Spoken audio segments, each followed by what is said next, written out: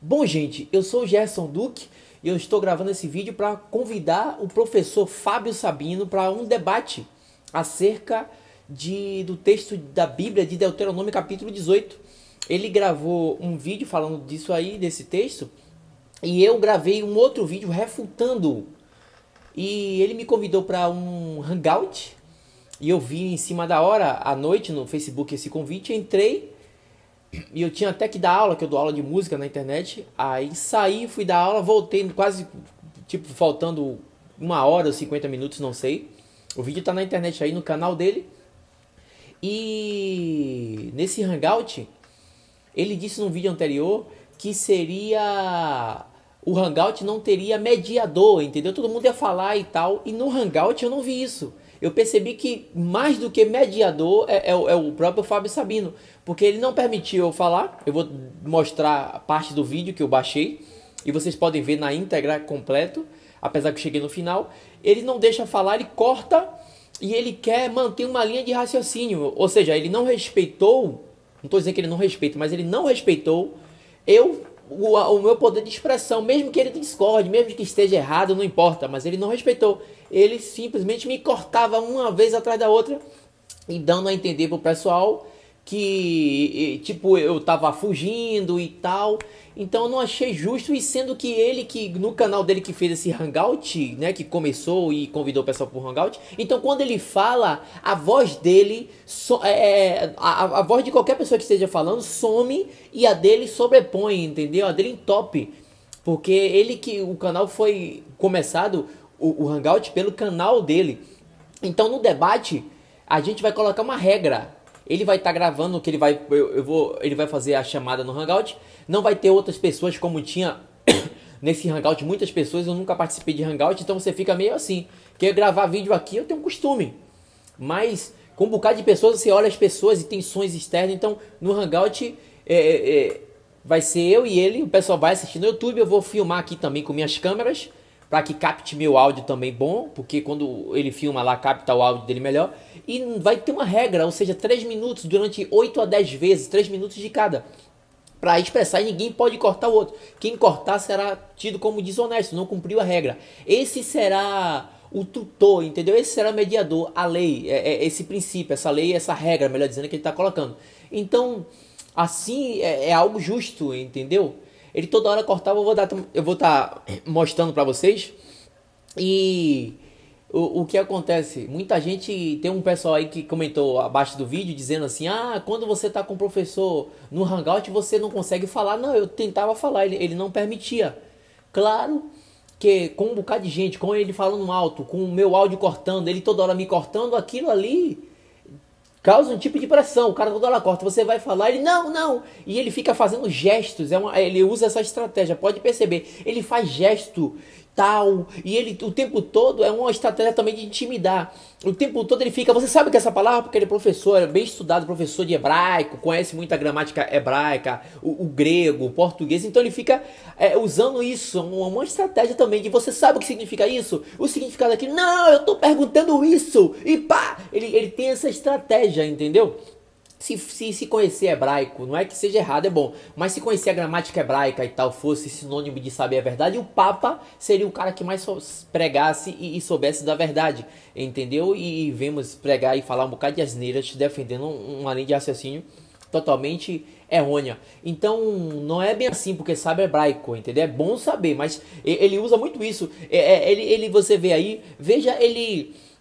Se uma pessoa escreve errado, ele fala, falando, então escreve errado, ele se utiliza desses argumentos de você escreveu errado, ou fez uma pronúncia errada, ou falou errado. Veja aí essa parte aí do vídeo no começo do hangout, ele falando de um cara usando essa estratégia da gramática, entendeu? Como se fosse uma estratégia para dizer que ele é o que tem conhecimento e que está nesse sentido com a verdade, que ele tem conhecimento, né? Esse conhecimento, ele tem um entendimento certo. Aí ele usa isso, veja aí. Aí eu falo, para quem então me desafia? Quem quiser ver o vídeo no YouTube, o vídeo está escrito assim, ó, Pastor Iraí desafia Fábio Sabino. Irmão Rubens e Verdade Oculta. Bom, Verdade Oculta, se o senhor não sabe, Pastor Iraí, esse E, tá? Vou colocar na lousa, acho que o senhor não sabe de português. Esse E aqui, ó, vamos colocar o título do seu vídeo, Pastor Desafia Fábio Sabino, vamos lá. Fábio Sabino, olha só, aí o camarada quer debater comigo, vamos lá. Irmão Rubens é verdade oculta. Se o senhor não sabe, o Rubens, o verdade oculta, é uma coisa só. Se é uma coisa só não precisa colocar uma conjunção coordenativa aí, não, tá? Tá bom? Irmão Rubens ou verdade oculta é uma coisa só, mas eu acho que o senhor sabe muito bem do português, mas o senhor não sabe, então agradeça a Deus, ao teu Deus, porque tem um professor aqui disponível para ensinar um pouquinho do português para a sua pessoa. Então, viu? Então ele usa, não, porque não precisava uma conjunção condenativa, isso é uma conjunção condenativa e tal, e blá blá blá, e aí você errou na gramática e quer debater comigo, né? E você quer me ensinar, então ele usa esse tipo de estratégia e pode ser que tem pessoas que seja em relação à gramática, não saiba corretamente a gramática e tem um entendimento certo. Meu professor sabia no estúdio o que significa conhecimento e entendimento. Entendeu? Conhecer não significa entender. Eu posso conhecer muito uma coisa e entender tudo errado. É aí onde vem o que você conhece muito. A ciência da interpretação, a hermenêutica, a exegese. Entendeu? E outra coisa, eu percebi que você usa muito a exegese e a hermenêutica para interpretar o texto, não para interpretar o que as pessoas falam. Porque você falou... Eu falei, creio, é um tipo de linguagem que eu falo. E você cortou dizendo, não, eu não estou discutindo fé, eu não estou discutindo fé. E aí eu fui explicar e aí você já não gostou. Não, eu tô falando de Deuteronômio, não fugi do assunto. Não, não fugi. É você que me cortou para poder fugir do assunto de Deuteronômio, do que eu estava falando, para poder falar de fé. Então fui explicar para não parecer que eu tô errado e tal nesse sentido. Então você cortou e depois não aceitou, como foi de costume nesse hangout, você não aceitar o meu poder de expressão, entendeu? Assim como eu aceitei o seu mesmo discordando. Então veja essa parte, pessoal, sobre a fé. Eu creio que Moisés ele é um tipo de Cristo que falava com Deus face a face. E Jesus veio nessa linha. Gerson, ó, aqui nós não lidamos com crença. Primeira pergunta, você está citando situação. Primeira coisa, vamos por partes. Deuteronômio 18, versículo 15. Leia para mim, por favor. Vamos por partes. Pega a Bíblia aqui. Isso, por favor. Vamos por partes. Quando eu falo eu creio, porque eu não falo eu acho. Apesar que tem momentos que eu não estudei o assunto, fazer uma pergunta, eu falo, rapaz, eu acho isso. Mas quando eu falo eu creio, a definição na Bíblia, para mim, tem alguns tipos de definição de crença. Não é só uma. Mas é a crença com base em raciocínio lógico. Para mim, a fé é a convicção, de fato, das coisas que se espera, né? O fundamento, de fato, das coisas que se espera e a convicção das coisas que se não vê. Ou seja, o conceito de fé dos Hebreus, ele fala sobre fundamento. Gerson, o assunto aqui não é fé, o assunto é Deuteronômio 18. Pega lá, não sai dentro do tempo, vamos lá. Não, mas eu estou explicando, você falou, né, que aqui não está discutindo fé, eu estou explicando que quando eu falo fé, o que eu creio, né, aqui não está discutindo crença. Eu estou dizendo que quando eu falo o que eu creio, eu falo o que eu creio, segundo o que eu estudei. Isso não quer dizer que eu esteja certo, entendeu? Eu falo nesse sentido. Então, me prepara aqui, já abriu a Bíblia, já leu o versículo já? Deuteronômio 18, versículo 15. Isso. Então percebeu aí? Ele fala, não, eu não discuto fé. Quando eu fui explicar o que eu estou dizendo com fé, o meu conceito de fé, ele não gostou. Ele, não, eu estou falando de Deuteronômio e tal. Então ele foge, ele foge do assunto quando você vai explicar. Ele já disse que você que fugiu, entendeu? Tipo, se vitimiza nesse sentido e não permite explicação. Na Bíblia existem alguns significados e alguns momentos sobre fé. E fé, segundo a Bíblia, esse que eu vou falar agora, não é fé baseada em crenças irracionais sem fundamentos. Não, porque fé sem razão é fanatismo religioso, diz Descartes, o filósofo, entendeu? E você vê até o doutor Rodrigo Silva repreender Jô, porque Jô conceituou a fé como se fosse que a fé é algo que você resolveu crer, mas você não tem argumento para provar. E Rodrigo Silva disse não, que Jô disse... A fé começa onde a ciência termina. Ele quis mostrar que você precisa ter ciência para mostrar a fé, né? Em Romanos 10 diz, como crerão se não há quem pregue, né? A fé, Paulo fala, vem pelo ouvir e ouvir a palavra de Deus. Romanos 10, 17. Então quando você ouve um argumento, a palavra de Deus é o Logos. Entendeu? João 1 diz que no princípio era o Logos, era a palavra estava com Deus e o Logos era Deus. Ele se refere ao Logos eterno. Então Paulo fala que a fé vem pelo ouvir a razão, o logos, entendeu? Mostrando que a fé é algo baseado em argumentos racionais, não o conceito de fé que você tem. E tanto é que o escritor aos Hebreus, no capítulo 11, a partir do versículo 1, ele começa dando uma definição de fé. Ele fala: a fé é o firme fundamento das coisas que se espera e a convicção de fato das coisas que não se veem. Ou seja, ele fala de firme, de fundamento. Você fala muito: eu estou fundamentando, eu não estou crendo, eu não estou dizendo minha crença, estou dizendo meu fundamento. Então você precisa aprender e estudar mais esse texto da Bíblia. A fé é o firme fundamento, o escritor aos Hebreus falou, das coisas que se espera e a convicção de fato. E contra fatos não há argumento. Olha as palavras que ele usa: firme, fundamento, convicção de fato das coisas que não se veem.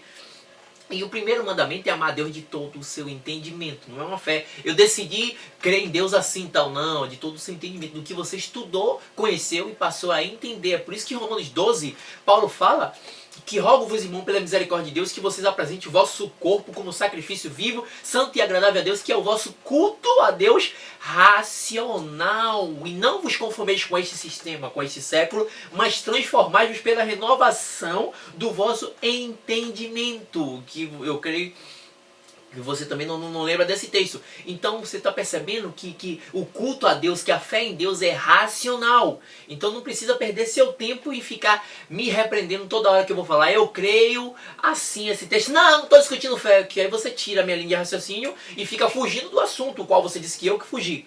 Entendeu? Então não foi sábio essa palavra sua, e você agora entende meu conceito de fé. Fica até mais fácil para quando a gente debater você não querer me cortar. Eu vou mostrar aí, pessoal, ele toda hora me cortando. É por isso que eu quero esse debate, para que fique mais algo justo. Eu falo 3 minutos, ele não corta. Ele fala 3 minutos, eu não corto. Como foi no Hangout, de eu não cortar ele. Mas ele toda hora me cortava. Então num debate, né, ele me convidou para um Hangout, eu fui. Vim em cima da hora, tava dando aula, fui aparecer no final sem estudar nada. Agora eu vou estudar em relação a debate. Entendeu? E assim como eu aceitei o seu convite do Hangout, espero que você aceite o meu convite para o debate. Então, observe aí a primeira parte, ele me cortando. Você quer, pode ficar à vontade aí. Pode ficar à vontade. O que acontece? Eu vi agora à noite seu convite aí para o Hangout, então fui pego de surpresa, não sei que hora você me mandou. Mas o que acontece? Qual é o entendimento que eu tenho sobre esse texto?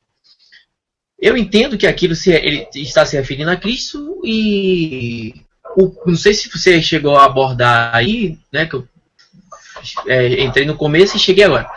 Mas um respaldo que eu uso, que foi o que eu usei no vídeo, é de Atos, capítulo 3, versículo 21, o qual Pedro, né, o escritor Lucas, de Atos, mostra ali o discurso de Pedro. E eu entendo que, como Moisés, ele tinha essa coisa em Deuteronômio 34:10, fala que quando ele morreu, Moisés, né, não houve um profeta como ele, que conversava com Deus face a face e tal, e ele foi considerado o maior profeta. Então Jesus Cristo e Moisés, como eu falei no vídeo, ele era um dos representantes de Deus, né? Você será como Deus para Faraó. Então, Gerson, vamos por partes aqui, senão não vai virar. Então percebeu? Eu fui explicar, ele cortou. Veja outra vez ele me cortando de novo, não permitindo eu concluir. Observe. Primeiro, eu quero que você vá lá para Deuteronômio 18, isso é um fundamento, e meio fundamento vai para Deuteronômio 18, porque ali se aplica a meditação de Cristo. Isso, não, tá me ouvindo não? Tô, agora pode falar. Disse que em Deuteronômio 18, que Deus vai levantar Moisés, tipo, eu não lembro o texto, vai levantar um profeta semelhante a ti. Não diz o profeta, como você fala no vídeo, diz um profeta. Só que diz semelhante a ti. Ou seja, não é qualquer profeta, é um profeta semelhante a Moisés. Eu comecei a falar minha fala com base nesse texto. Então, por que eu interpreto que é Jesus? Porque Jesus, ele veio com essa característica. Moisés era o legislador do povo. Moisés teve aquela incumbência de tirar, de livrar o povo do Egito. Jesus tem essa semelhança de vir também de trazer o governo de Deus para os homens, os gentios, esperando a sua doutrina, como diz Isaías 9, 6 e 7, e ele veio para livrar o pessoal do pecado. Então, eu creio que Moisés ele é um tipo de Cristo que falava com Deus face a face, e Jesus veio nessa linha. Perceberam? Veja aí a terceira vez ele me cortando, ele sempre não deixa concluir. Ele diz que, imagine se não tivesse mediador, né? Que ele é mais do que um mediador, ele interrompe, não permite a linha de raciocínio e tal. Veja mais uma vez.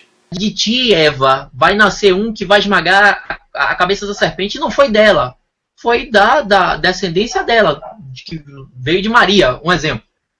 Depois de tipo 3.000, 4.000 anos depois.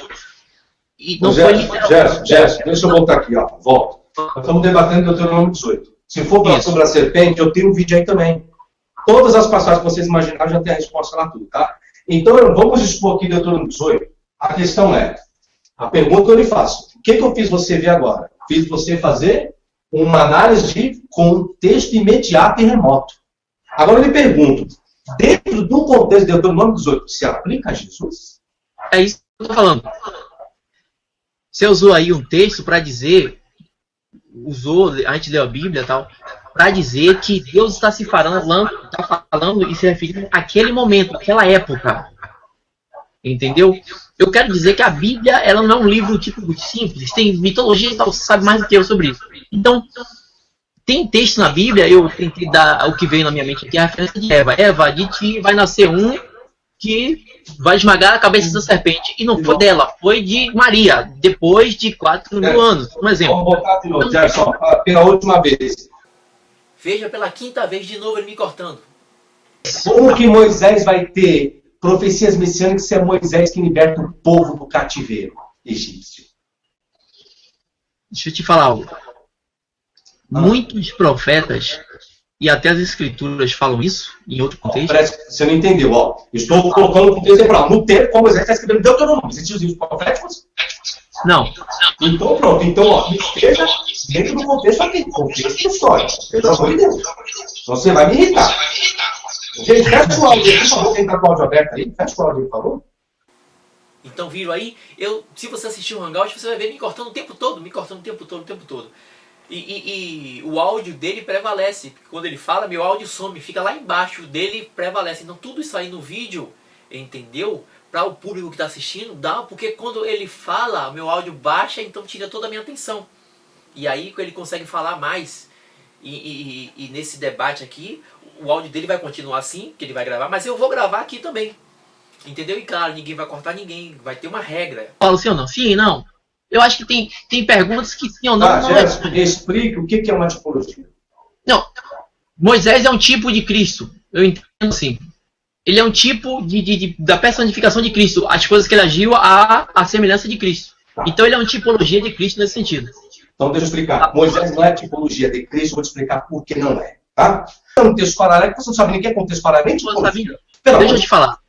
Não, deixa eu falar, não. Você tá colocando Só me fala, vou perguntar de novo. Beleza. Você pode dialogar comigo esse versículo 20 do Deuteronômio 18, sim ou não? O que acontece? Você falou no começo que não existe mediador, mas eu percebo que, como você é o dono do canal, claro, você é o mediador aqui. E o que acontece? Não existe um padrão certinho de minutos e tal, né? Seria até melhor, porque a pessoa poderia falar mais e se explicar. Ele disse que Moisés não tipifica Jesus, entendeu? Não é um tipo de Cristo. Veja aí. Para que existe uma tipologia e antitipo. Primeiro, Jesus nunca se comparou a Moisés, por isso que Moisés não pode ser a tipologia de Jesus Cristo. Então viram? Disse que Moisés não é um tipo de Cristo. Peço que você dê uma estudada aí sobre Moisés e a tipologia de Cristo, que ele disse que não é. Então fala sério, né? Eu te convido para o debate, vamos debater, eu vou estar estudando em prol desse debate com a regra e aí vai ficar muito mais honesto do que aquele hangout que você interrompe e corta. Espero que você aceite, assim como eu aceitei esse hangout em cima da hora. Aceitei e falei, eu espero que você aceite e a gente combine, marque o dia, debata para estar aí pro pessoal, pro público tirar as suas conclusões. Então, valeu. Não estou desfazendo da sua pessoa, gente crescida, debate não é para briga pessoal, mas confronto de fundamentos, como você gosta de usar fundamentos, que para mim é fé. A fé é o firme fundamento. Não estou discutindo crença. Você gosta de falar isso. Então, espero que você aceite o debate. Valeu, professor Sabino e todo mundo. Cheiro a todos. Aguardo todo mundo aí.